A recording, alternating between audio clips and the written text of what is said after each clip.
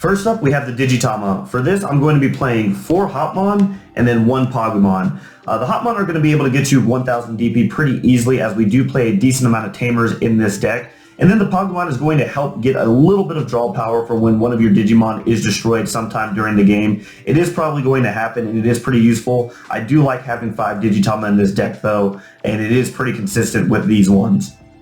Next, let's take a look at the level 3s.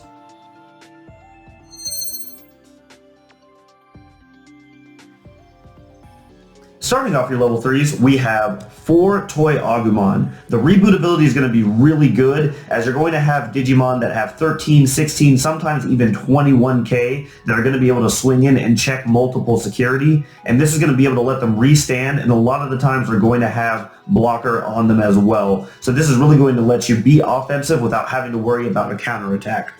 Speaking of offense, we have 3 Tsunarizumons. This is going to be the promo. That 13k security attack plus 1 effect is super important in this deck. Baihumon is already 13k just by itself, so it doesn't need any sort of boosting, and it's going to be able to check 2.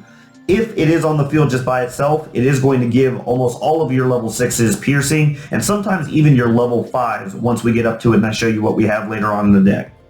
And then lastly, we have 3 Baihumon. I like playing this card from the hand a lot of the times. With a lot of the level 4s, you're going to get some sort of effect, or you're going to be able to have a 1-cost Digivolve blocker on top of it. So you're able to play stuff out on the field, kind of go wide with the board while still protecting yourself and being offensive at the same time. And you'll find that's a common theme with this deck, being able to play offense and then shift to defense on your opponent's turn.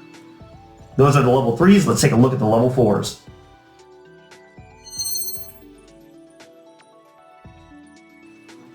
Leading off our level 4s is going to be 4 Grizzlymon. This is just an efficient Digivolve in the front row or in the back row. It has 5k DP, so with the right inheritables, it can actually be pretty strong, up to 7k, and swing in and take out security.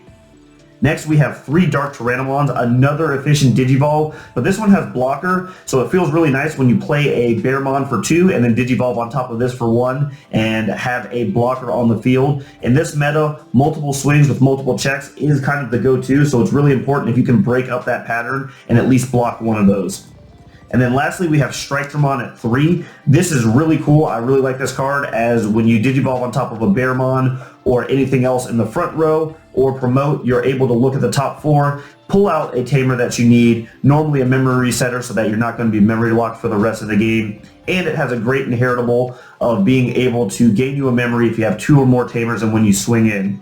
That sometimes makes a big difference with Baihumon, as you're going to be able to get up to exactly what you need to keep your turn and not pass the turn over to your opponent and really inflict as much damage to the security as possible.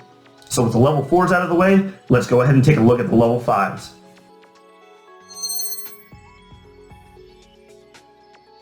Our first level 5 is going to be Megadramon at 3. This is going to be the blocker inheritable, which is super powerful, especially when worked in combination with Reboot. A lot of your level 6s are just going to be able to play offense, check a couple security, and then on your opponent's turn switch to defense, and this card really enables it. And you'll notice that's really the theme of this deck, is effective offense and then switching to defense on your opponent's turn.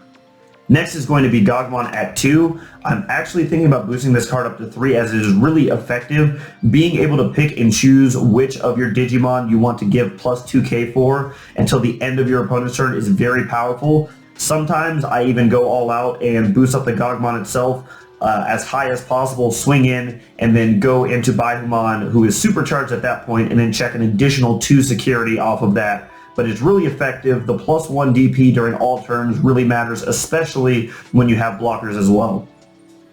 Next, we have 2 Volcanomon. This is just to get extra security checks. With Baihumon, you're able to Digivolve into it and unsuspend your opponent's Digimon or Tamers, so you can normally force them to have an unsuspended Digimon on the field and really punish them for that, especially if this is paired up with the Tsunarizumon. Normally you're going to be checking 3 security per swing, and then we'll show you an option card that maybe lets you actually get 4 checks per swing with the Baihumon and really decimate your opponent's security. And lastly, we have 1 Metal Greymon. The D-Digivolve effect is super powerful, and being able to wipe out a 3k or less really helps kind of stabilize the board, especially if your opponent is trying to go wide. So the level 5s are out of the way, let's take a look at the awesome level 6s we have.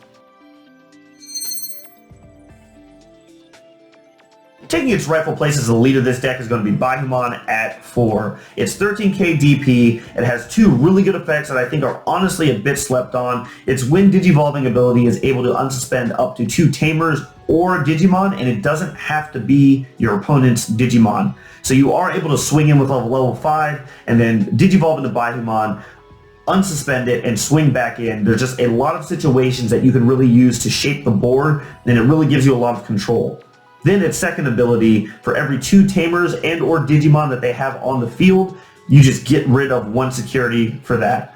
And that stacks, it's super good. You're able to really just decimate their security if they've played too wide or have too many Tamers. And in this format, Tamers are kind of a big deal, so you're able to really punish them from going wide. And to help protect your Baihumon, we are playing 2 Craniumon. So there are a lot of cards in the deck that give a lot of your Digimon blocker, and Craniumon is really just going to protect them. It's already at 12k DP, which boosting it up by 1 more makes it active for the Tsunarizumon, so it's able to check multiple, and then giving it reboot makes it that much better at attacking and then defending the next turn. I really like both of these Digimon, and they have a lot of synergy between each other. So let's take a look at our Tamers and our options.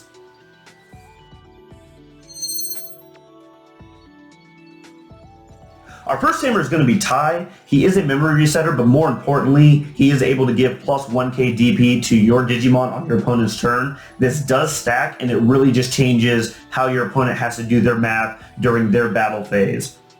Next, we have one Izzy, another memory resetter, but you're just able to look at the top 3 cards and really shape your next turns, as we don't have a lot of things that let us do that. There isn't a whole bunch of searching in this deck, so that really helps with that.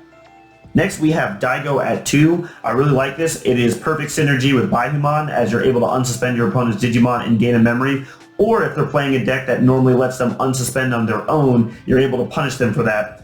And also, Digivolving into any of your level 6, you're automatically going to be able to give them blocker and just be able to play that offense-defense really well without losing a step.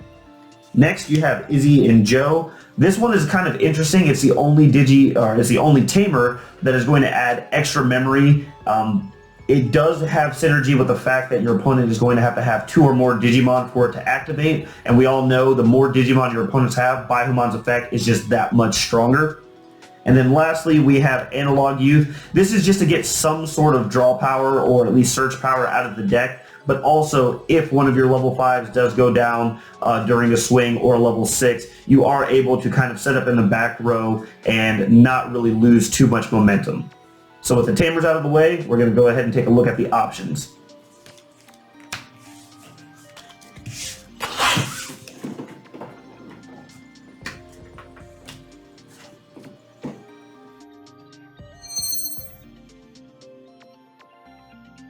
Our first pair of options is going to be Black Memory Boost. I don't think I have to explain this one too much. It's really good for searching and getting the Digimon that you need, as well as giving you a little bit of extra memory when it's important that you have that. Next is going to be Konguo, which really shuts down yellow and purple. It is a hard counter to Chaos Degradation, which is going to be one of the cards that is able to bounce your Baihumon or your Craniumon from the field, and it protects against that very well. It also makes it to where Rookie Rush or tacking in with a whole bunch of rookies, sometimes even champions, isn't going to be viable, and it keeps yellow from recovering, so it just does a lot in this deck. I like it at 2. 3 feels a little bit crowded, especially since we do need some removal in this deck. We have Final Zubagon Punch at 2. With most of your level 6s already being at 13k, you're going to get the full effect of this without having to do anything extra. You're going to be able to check an extra security, get reboot, and have blocker, and now your opponent has a really big Digimon that they have to try and get over on their turn, and that's not even including any of the ties that are on the field as well, or Gogmon's ability that may have Digiburst and boosted up by another 2k. So it's just really powerful, really takes some games, and just makes it really hard for your opponent to swing in without having to do a whole bunch of thought. For our removal, we have Iron Fisted Onslaught at 1 and Ultimate Flare. I think I would like maybe one more removal card, but a lot of this deck's focus is on getting rid of their security and then playing defense the next turn, with them having to either swing in and lose a Digimon or not being able to swing in because they want to keep the stack that they have. So with the options out of the way, let's go ahead and take a look at a couple of scenarios that may happen or that I like to see on the field when I'm playing this deck. Alright, let's take a look at some setups and some board states that I like to have that really help me push this deck to do what it does best, which is efficiently take out my opponent's security while leaving me defended on their turn. So for this setup, we have a Daigo in the back row, a Tai, and then for our Digimon stack, we have a Hopmon, a Toy Agumon, a Grizzlymon, and a Gogmon. Pretty easy to build into the back row. You can do this over a couple of turns without passing too much memory, and it's pretty safe. So once I push this forward, if I'm at 3 from the Toy Agumon, I'm going to go ahead and Digiburst the Grizzlymon and the Hopmon and give my Gogmon plus 4k. So it's at 11k. I'm going to go ahead and swing in. It's normally pretty safe at 11k unless it hits some sort of level 6 or an option, but it's normally just going to check 1. At this point, I'm looking to see if my opponent has at least 1 Tamer or Digimon, or at least 2 cards on the field, really. As long as they have that, then this combo works perfectly. If they have more, it only works better. So that's great late game, still pretty good early game. From there, if they're both unsuspended, all I have to do is Digivolve into Baihumon. Using its effect, I can unsuspend my Baihumon and any other Tamer or Digimon that I need to. Once again, if they have 2 unsuspended things, I go from 3, it costs 5, and then I gain 2, leaving me back at 0 for my turn. The Baihumon is still at plus 4k, so it's at 17k, and then another 1k because of the Gogmon Inheritable.